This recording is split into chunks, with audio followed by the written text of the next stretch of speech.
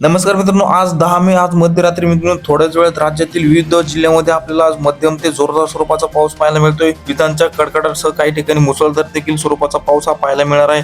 मित्रांनो, बीड, लातूर, धाराशिव, छत्रपती संभाजीनगर, अहमदनगर तसेच खेड, जुन्नर, इगतपुरी, नाशिक, मनमाड, श्रीरामपूर, मालेगाव या भागामध्ये आपल्याला या ठिकाणी पुढील 3 ते 4 तासामध्ये आज रात्री व मध्यरात्री मुसळधार स्वरूपाचा पाऊस हा विजांच्या कडकडाटासह पाहायला मिळतोय.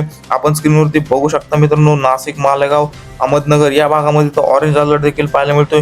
बीड, जामखेड, केज या भागामध्ये देखील आपल्याला आज ऑरेंज अलर्ट पुढील 3 ते 4 तासामध्ये या ठिकाणी पाहायला मिळत आहे. मित्रांनो, विदर्भामध्ये देखील विजांच्या कडकडाटासह पावसाची शक्यता पाहायला मिळते.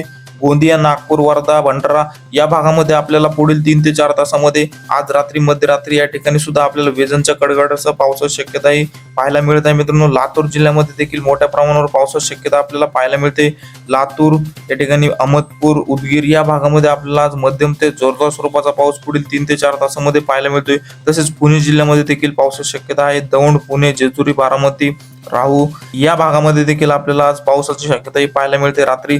तसेच करमाळा, कर्जत, जामखेड या ठिकाणी सुद्धा मित्रांनो पुढील 3 ते 4 तासामध्ये जोरदार स्वरूपाचा पावसाची शक्यताही पाहायला मिळत आहे.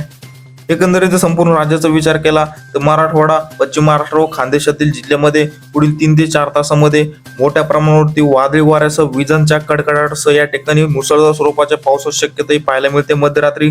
त्यामुळे मित्रांनो सतर्क राहा. हवामानामध्ये अचानक बदल होत असतात. आपण प्रत्येक अपडेट या ठिकाणी हवामानाची घेऊन येत असतो. त्यामुळे तुम्ही चॅनलला सबस्क्राईब करा, व्हिडिओला लाईक नक्की करा मित्रांनो. धन्यवाद.